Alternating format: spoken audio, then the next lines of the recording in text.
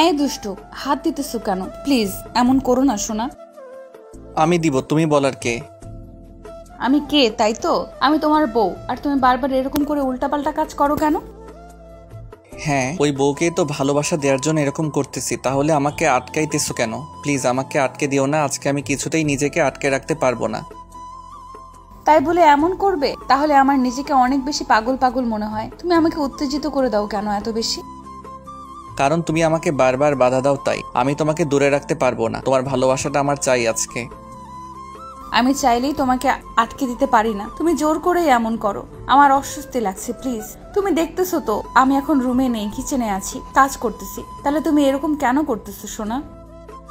তুমি যেখানেই থাকো আমাকে আদর করতে দাও। আমি সারাদিন অফিসে আসছিলাম, এখন বাসায় আসছি, তুমি যদি এমন করে আমাকে দূরে সরিয়ে দাও তাহলে আমার খারাপ লাগবে না বলো? প্লিজ আমাকে দূরে সরিয়ে দিও না। এখন না সোনা, তুমি রুমে যাও প্লিজ। এখন দুষ্টুমি করো না, তাহলে রান্নাটা নষ্ট হয়ে যাবে। আর এখানে যদি কেউ আমাদের দেখে ফেলে তাহলে কিন্তু ভুল বুঝবে। প্লিজ তুমি এখানে এসব করো না। আর আমি কি তোমাকে কম ভালোবাসি বলো? তুমি যখন চাও তখনই আমি তোমার কাছে আসি, তাহলে তুমি একটু কেন বুঝতে চাও না? একটু বোঝার চেষ্টা করে এরকম পাগলামি যখন তখন করতে নেই। বউকে ভালোবাসতে গেলে শুক্রবার শনিবার দেখতে হয় না। সোনা, তুমি প্লিজ চুপ করে থাকো। এত কষ্টের পর তোমাকে আমি কাছে পেয়েছি, আর যদি তোমাকে ভালো না বাসি তাহলে তো নিজেরই খারাপ লাগবে। আর তুমি এখন আমাকে আটকে দিতে চাইতেছো? যখনই তোমার কাছে আসি তখনই তুমি আমাকে আটকে দাও। আরে বাবা, রান্নাঘরে এসব করলে কি হয় বলো? যদি এখানে উল্টাপাল্টা কিছু হয়ে যায় ওই জন্য বলতেছি। এইসবে হাত দিও না প্লিজ, হাতটা সরিয়ে নাও সোনা। তুমি যতই বলো আমি নিজেকে আটকে রাখতে পারবো না। আমার ভেতর অনেক বেশি অত্যাচার কাজ করতেছে, তোমাকে আমি বোঝাতেই পারতেছি না। আমি কালকে থেকে তোমাকে কত বেশি নিজের কাছে পেতে চাইতেছি। এই ফাজিল, কালকে কি তোমাকে আদর দেয়নি? না, অল্প দিয়েছো, কিন্তু যখন বলতেছিলে তোমার খারাপ লাগতেছে, তোমার ঘুম পাচ্ছে, তখন তো তোমাকে বুকে নিয়ে ঘুমিয়ে পড়েছিলাম। তাহলে তুমি এখন দিবে না কেন? নাকি তোমার ভালো লাগে না বলো? বাবু, তুমি কেন বুঝতে চাও না? তুমি আমার কাছে এসে যখন এরকম করতে শুরু করো তোমাকে বোঝাতে পারি না। এসব করলে আমি নিজেকে আটকে রাখতে পারি না। আর তুমি তো দেখতেই পাইতেছো আমি কিচেনে আছি। তাহলে এখন কি করে সম্ভব এগুলো বলো? আমি তোমাকে আটকাবো কেন? আমি তো আমার বরের ভালোবাসাটাই চাই। তাহলে এরকম বলতেছো কেন সোনা? যাও না, আর 1 ঘন্টা লাগবে আমার রান্না করতে। খাওয়া দাওয়া করে আসবো কেমন? এখন তো সবাই জেগে আছে, এমন কিছু যদি হয় সবাই তো সবটা বুঝে যাবে। আচ্ছা, তোমার কি সমস্যা বলো তো? যতবার তোমার কাছে এসে তোমাকে ভালোবেসে নিজের করে নেওয়ার চেষ্টা করি তুমি ততবার আমাকে দূরে সরিয়ে দাও কেন? কি এমন করেছি আমি যার জন্য তুমি আমাকে একটু কাছে আসতে দাও না?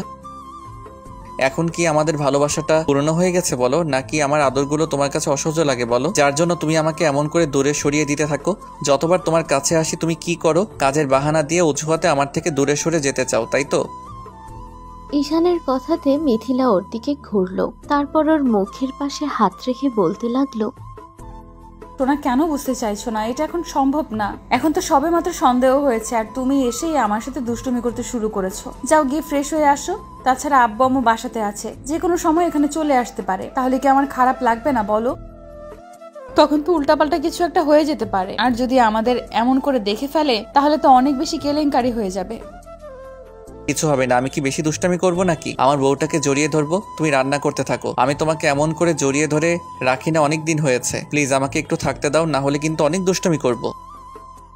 জোর করলে আমার অনেক কষ্ট হয়, তুমি সেটা বুঝতে পারো না। তখন আমি কান্না করে ফেলবো। আমার কান্নাটাকে তুমি সহ্য করতে পারবে বলো বাবু? মিথিলার মুখে এরকম কথা শুনে ঈশান ওকে ছেড়ে দিল। তারপর ওর থেকে কিছুটা দূরে গিয়ে একটু হাসার চেষ্টা করে বলল, বাবু, কি এমন হয়েছে বলো তো? আমি অনেক বেশি অন্যায় করেছি তোমাকে ভালোবেসে। তোমাকে কাছে পেতে চাওয়াটা কি আমার জন্য খুব বেশি অপরাধ ছিল? বিয়ে করাটা কি আমার জন্য ভুল ছিল বলো?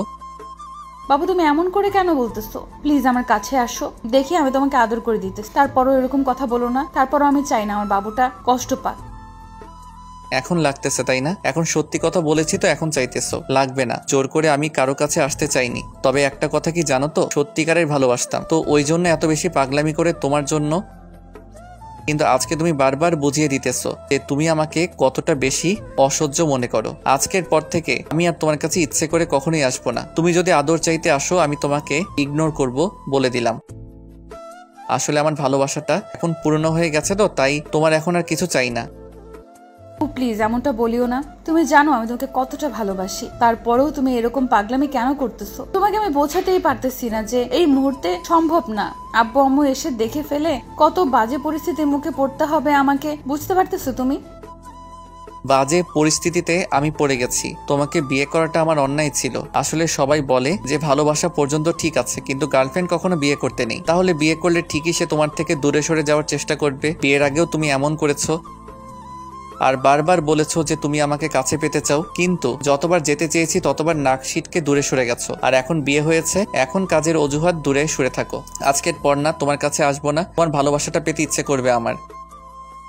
ঈশান চলে যেতে গেলে মিথিলা ওর হাতটা ধরতে ধরলো আর ঈশান এক ঝটকায় সরিয়ে নেয়। তারপর রুমে চলে গেল। আসলে এখানে কি হচ্ছে সেটা তো আপনারা বুঝতেই পারছেন। মিথিলা আর ঈশান দুজন দুজনকে ভালোবাসতো, পরিবারের বিরুদ্ধে গিয়ে দুজনকে বিয়ে করেছিল। তারপর একটা সময় যখন পরিবার মানতে ছিল না, তখন ঈশান মিথিলাকে নিয়ে ওর আব্বু আম্মুর কাছে রেখে আসে। আর মিথিলা কান্নাকাটি করে বলেছিল ও মরে যাবে, থাকতে পারবে না ঈশানকে ছাড়া। দুজন অনেক কষ্ট পাচ্ছিল। একটা মাস দুজনের থেকে দুজন আলাদা ছিল।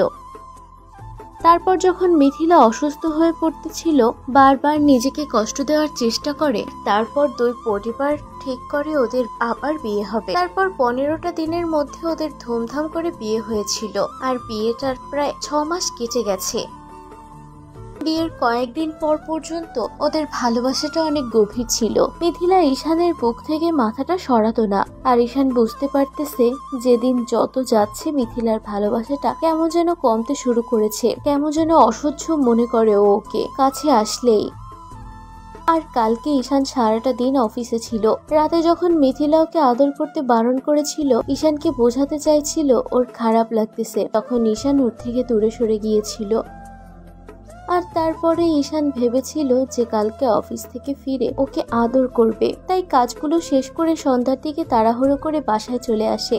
তারপর এসে দেখে মিথিলা কাজ করতেছে। তখন ঈশান ওকে পেছন থেকে জড়িয়ে ধরে, ওর পেটের ওপর হাত রেখে স্লাইড করতে শুরু করতেই মিথিলা এরকম কথা বলল। আপনারা আবার উল্টোপাল্টা কিছু ভাববেন না। ঈশান রুমে গিয়ে শুয়ে আছে। রান্না করা শেষ করে মিথিলার মনে হতে লাগলো ওর বাবুটা অনেক বেশি রাগ করে আছে। তাই রুমে আসলো। এসে খেয়াল করলো ঈশান কি যেন একটা ভাবছে। তাই মিথিলা ওর পাশে বসে বলতে লাগলো, বাবু যাও ফ্রেশ হয়ে আসো, তোমার কি ক্ষুধা লেগেছে? যাও আমরা একসাথে খেয়ে নেই কেমন? তারপর রাতে আমাকে আদর করো। মিথিলার কথাতে ঈশান কোনো জবাব না দিয়ে উঠে গিয়ে ফ্রেশ হয়ে তারপর নিচে চলে গেল। ঈশানের এরকম কাণ্ড দেখে মিথিলা অবাক হয়ে যাচ্ছে, কারণ ঈশান যতবার মিথিলাকে নিচে নিয়ে যায় ততবার ওকে কোলে করে নিয়ে যায়। তো আব্বু আম্মুর সামনে সেটা করতে পারে না, অন্তত সিঁড়ি অবধি তো নিয়ে যাবেই, কিন্তু আজকে সেটা করলো না। তাই মিথিলাকেও দিকে তাকিয়ে রইল। তারপর ভাবলো তখনকার ঘটনার জন্য ঈশান একটু রাগ করে আছে, তাইও নিচে চলে আসলো। তারপরে ঈশান যখন নিচে এসে খাবার টেবিলে বসলো, তখন মিথিলা এসে ওকে খাবার বেড়ে দিতে লাগলো। আর ঈশান খেয়ে তারপর রুমে চলে আসলো। মিথিলার জন্য অপেক্ষা করলো না। মিথিলা কোনো রকমে খেয়ে রুমে এসে দেখে ঈশান বেলকনিতে দাঁড়িয়ে আছে। কি হলো, এরকম করে আটকে দিছো কেন? ঘুম পাইতেছে, আমার অনেক ক্লান্ত লাগতেছে। ক্লান্ত লাগতেছে মানে? তুমি না তখন এসে বলতেছিলে তোমার। মিথিলাকে কথাগুলো বলতে না দিয়ে ঈশান হাতটা ছাড়িয়ে নিল আর বলতে লাগলো, বলছিলাম তখন আমার খিদে পেয়েছে, খারাপ লাগতেছে, সারাদিন অনেক ধকল গেছে তো, তাই একটু ঘুমাতে চাই, প্লিজ ডিস্টার্ব করো না। কিন্তু তখন তো তুমি বলতেছিলে তোমার চাই, তুমি সারাদিন আমাকে কাছে পাওনি, তাহলে তুমি এখন আমাকে কাছে পেতে চাও না, আদর করতে চাও না, তাহলে এখন এরকম করে ইগনোর করতেছো কেন? বেবি তুমি তখনকার বিষয়টার জন্য আমার উপর রাগ করে আছো তাই না? কিন্তু দেখো আমি কারোর উপর রাগ করিনি। যেখানে নিজেকেই বোঝাতে পারি না সেখানে তোমাকে কি বোঝাবো? আসলে ভালোবাসলে না নির্লজ্জ বেহায়া হতে হয়, আমিও সেটাই হয়ে গেছি, কিন্তু বুঝতে পারিনি নিজের বউয়ের কাছে এভাবে ইগনোর পেতে হবে। আসলে কি বলতো, বেশি ভালোবাসি তো এই জন্য বেশিক্ষণ দূরে থাকতে পারি না, কিন্তু বোঝাতে পারলাম না সবসময় তোমাকে কাছে পেতে ইচ্ছে করে। তোমাকে বোঝাতে গিয়ে নিজেকে বুঝিয়ে ফেললাম যে কাউকে বেশি মাথায় উঠাতে নেই। বেশি ভালোবেসে ফেলেছিলাম তো, এই জন্য তুমি আমার ভালোবাসাটা বুঝতেই পারোনি। ছাড়ো আমাকে, আর এসব কথা রাখো। আমি না এগুলো নিয়ে কোনো কথা বলতে চাই না। অনেক রাগ করেছো আমার উপর। না দেখো, সব সময় তো মুড থাকে না বলো। তুমি তো জানো আব্বু আম্মুকে আমি কোনো কাজ করতে দেই না, তাহলে তুমি এইটুকু বুঝতে পারো না যে তোমার জানটার কষ্ট হয়? তুমি তো একটু জড়িয়ে ধরে বলতে পারো কলিজা তোমার কষ্ট হচ্ছে কিনা।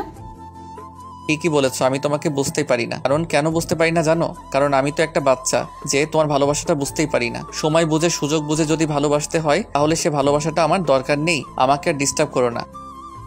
আমিও আজকের পর থেকে তোমাকে তোমার মতো করেই ভালোবাসার চেষ্টা করব, কিন্তু ভয় পেও না যে তোমার কাছে আসবো। তুমি যেমন করে আমাকে ইগনোর করেছো না, এখন থেকে তেমনটাই ইগনোর পাবে। ঈশান কথাগুলো বলে শেষ করতে পারল না, তার আগে মিথিলা ফুপিয়ে কান্না করে উঠল আর ওকে খুব শক্ত করে জড়িয়ে ধরলো। বুকে মুখ গুজে দিয়ে বলতে লাগলো, বাবু আমি ভুল করেছি, আমি বুঝতে পারিনি তুমি এত বেশি কষ্ট পাবে, কিন্তু কি করব বলো? কাজ করার সময় যদি ওরকম করতে থাকো তাহলে যে কোনো জায়গায় যদি আব্বু আম্মু দেখে ফেলে তাহলে তো বলবে তুমি বউ পাগলা হয়ে গেছো। আর আমি বরের ভালোবাসা ছাড়া কিছুই বুঝি না, ওদেরকে বোঝার চেষ্টা করি না। কি বলো তো, আমি বুঝতে পারিনি যে সামান্য বিষয় নিয়ে তুমি এত বেশি রাগ করবে। আমি তো তোমাকে সবসময় কাছে পেতে চাই। আচ্ছা ঠিক আছে, কালকে থেকে আমি সব কাজকর্ম বাদ দিয়ে দিব, সব সময় তোমার বুকে থাকবো। এখন প্লিজ রাগ করে থেকো না। ঈশান একটা মুচকি হাসি দিয়ে মিথিলাকে ছাড়িয়ে নিল। তারপর ছেড়ে দিয়ে চলে যেতে গেলে ঈশানকে আবারও মিথিলা জড়িয়ে ধরলো। আর তারপর ঈশান বলতে লাগলো, আমার ভালোবাসাটা না ওরকম না, আমার দরকার নেই এরকম ভালোবাসা, ছাড়ো আমাকে। আমার বাবুটার রাগ ভাঙিয়ে দিচ্ছি, দেখি তাকাও আমার দিকে। মিথিলা কথাটা বলেই ঈশানের ঠোঁটজোড়া জোরপূর্বক নিজের দখলে নিয়ে নিল। ঈশান যখন রেসপন্স করতেছিল না তখন মিথিলা উঠে যেতেই ঈশান ওকে নিজের কাছে টেনে নিল। তারপর হুটহাট করে ওকে কোলে তুলে নিল। মিথিলা মুচকি হাসি দিয়ে ওর বুকে মুখ লুকালো আর বলতে লাগলো, রাগ ভেঙেছে আমার বাবুটার, এখনো আমার উপর রাগ ভেঙেছে আমার বাবুটার, এখন আমার অনেক আদর লাগবে বাবুটার থেকে। রাগ তো ভেঙেছে, কিন্তু তুমি মন থেকে বলতেছো অসহ্য মনে হবে না আমার স্পর্শগুলো? ঈশানের কথাতে মিথিলা ভ্যা ভ্যা করে কান্না করে দিল। সাথে সাথে ও বলতে লাগলো, ঠিক আছে বাবা, আর বলবো না, এবার চুপ থাকো, আমি তোমাকে আদর করে দিচ্ছি। এই যে আপনারা এখন এখানে দাঁড়িয়ে থাকবেন না, অনেক রাগ অভিমান করেছি, এখন এখান থেকে যান। তারপর উল্টাপাল্টা কিছু করলে আপনারাই আমাদের বাজে বলবেন। আমাদের দেয়া গল্পটি যদি আপনাদের ভালো লেগে থাকে তাহলে একটি লাইক করুন। আরও নতুন নতুন গল্প পেতে চ্যানেলটি সাবস্ক্রাইব করে বন্ধু হয়ে আমাদের পাশে থাকুন। ধন্যবাদ সবাইকে।